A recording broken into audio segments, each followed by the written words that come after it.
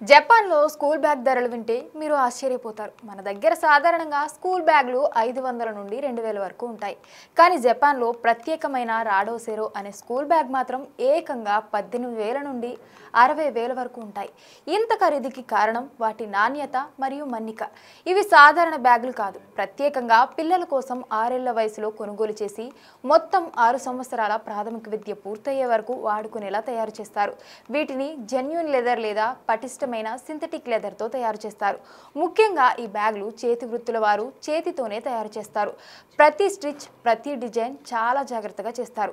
పిల్లల వెన్నుముకకు మద్దతు ఇవ్వడానికి బ్యాగ్ బరువు సమానంగా ఉండేలా ప్రత్యేకంగా డిజైన్ చేస్తారు. దీనివల్ల పిల్లలకు బ్యాగ్ మోసే సమయంలో అసౌకర్యం ఉండదు. ఇంకా ఒక ప్రత్యేకత ఏంటంటే పిల్లలు నీటిలో పడిపోయినా ఈ బ్యాగులు లైఫ్ జాకెట్లా పనిచేస్తాయి. ఇవి నీటిలో మునగవు, పైకి తేలుతాయి. అలాగే లోపల ఉన్న పుస్తకాలు కూడా తడవవు.